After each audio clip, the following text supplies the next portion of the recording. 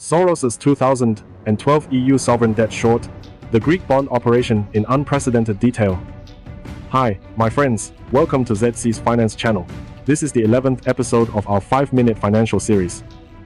Last time, we walked through Soros's 2007 subprime trade. Today, we're zooming into an even more calculated move by the legend, his 2012 short on EU sovereign debt, with Greek government bonds as the linchpin.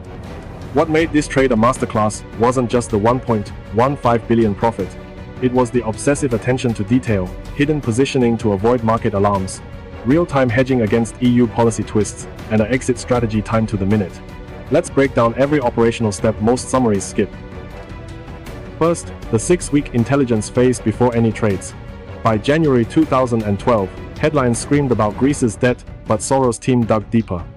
They hired 2 former Greek finance ministry advisors to map tax collection gaps, revealing that 35% of 2011's projected tax revenue never materialized, and analyzed European Central Bank (ECB) meeting transcripts, spotting a key phrase: "We will support liquidity, not solvency." Soros translated that for his traders, the ECB will keep banks afloat, but won't bail out Greece's debt. This is our window. They also calculated default probability using a model that factored in oil prices, Greece's main import, and tourism revenue down 8% that winter, concluding a 72% chance of default by September. Next, the stealth positioning phase, February-March 2012. Directly shorting Greek bonds would trigger regulatory flags, so Soros used a 3-layer strategy. Layer 1. Buy senior CDS on Greek 5-year and 10-year bonds. Not through big banks like JP Morgan, which would report the trades, but via 3 small Swiss and Austrian banks with minimal Greek exposure. They spent 420 million, negotiating a trigger clause.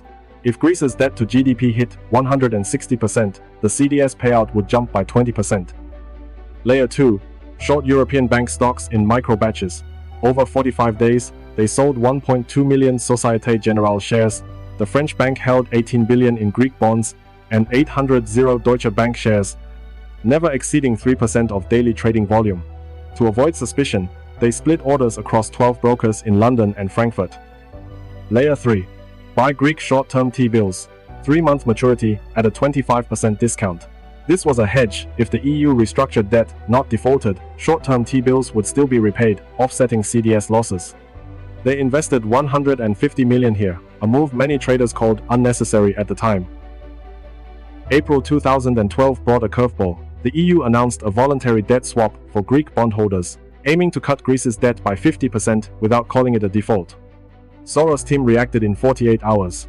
First, they bought an additional 80 million in CDS from a Dutch bank that classified the swap as a credit event, meaning CDS would pay out. Then, they increased their T-bill holdings by 50 million, now owning 10% of Greece's total 3-month T-bills, ensuring they had leverage if the government tried to delay repayments. Soros told his team, "The EU is playing semantics, but markets will see the swap for what it is, partial default." June 2012 was the acceleration phase. On June 15, Greek 10-year bond yields hit 30.2%, a record high. Panic spread, but Soros waited for a concrete signal. The IMF's private memo to EU leaders leaked to his team on June 28, stating Greece will run out of cash by August 10 without a new bailout.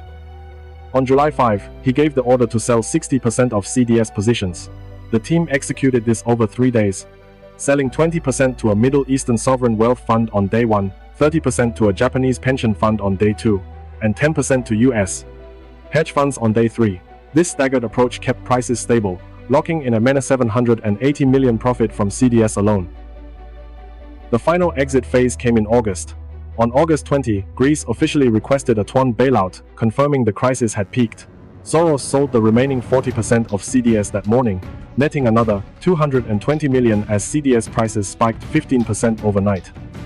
That afternoon, he covered his bank shorts. Société Générale stock had dropped 23% since February, and Deutsche Bank's 18%, adding 150 million. The T-bills? He sold them back to the Greek Central Bank on August 25 for a 45 million profit, proving the unnecessary hedge was worth it. Total gains, 1.15 billion for Quantum Fund. But the real win was the playbook: use intelligence to find policy gaps, hedge every risk, even the unlikely ones, and never exit on rumors, only on hard data. Soros later said, "Crises are like storms, you don't just wait for them to pass. You build a shelter, track their path, and know exactly when to step outside." If you love this deep dive into the nuts and bolts of Soros trade, hit like and subscribe. Next episode, episode 12, we're switching to Warren Buffett. We'll unpack his 2008 Goldman Sachs investment, how he negotiated a 10% annual dividend unheard of during the crisis, why he insisted on perpetual preferred shares with a $500 million buyback option, and how this $5 billion bet turned into $8.7 billion, including dividends, in 10 years. Subscribe now, you won't want to miss how Buffett turned chaos into long-term wealth. Thank you.